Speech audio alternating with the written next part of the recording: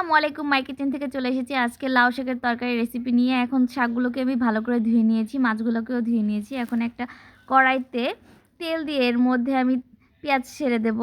পেঁয়াজগুলোকে কিছুক্ষণ ভেজে নিব। ভাজা হয়ে গেলে এর মধ্যে আমি সামান্য পানি দিয়ে দিব এবং এর মধ্যে অল্প আদা রসুন বাটা দিয়ে দেব, হলুদের গুঁড়ো দিয়ে দেব, মরিচের গুঁড়ো দিয়ে দেব, জিরার গুঁড়ো দিয়ে দেব এবং স্বাদ অনুযায়ী লবণ দিয়ে দিব। এখন এটাকে কিছুক্ষণ কষিয়ে নেব। এ পর্যায়ে এসে এর মধ্যে আমি মাছগুলোকে ছেড়ে দিব। মাছগুলোকেও কিছুক্ষণ কষিয়ে ঢাকনা দিয়ে ঢেকে দিব যেন মাছগুলো একটু সেদ্ধ হয়। কিছুক্ষণ কষানোর পরে এর মধ্যে আমি পানি দিয়ে আবার একটু সেদ্ধ করে নিব। মাছগুলো সেদ্ধ হয়ে গেলে এইগুলো আলাদা একটি পাত্রে তুলে রাখবো।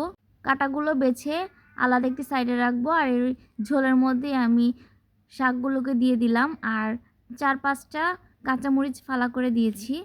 লাউ শাকের তরকারিতে ঝাল হলে ভাল লাগে। এটাকে কিছুক্ষণ ঢেকে রান্না করব। শাকগুলো সিদ্ধ হয়ে আসলে এর মধ্যে আমি কাটা বেছে রাখা মাছগুলোকে দিয়ে দেব। দিয়ে এখন এর মধ্যে পানি দিয়ে দেব।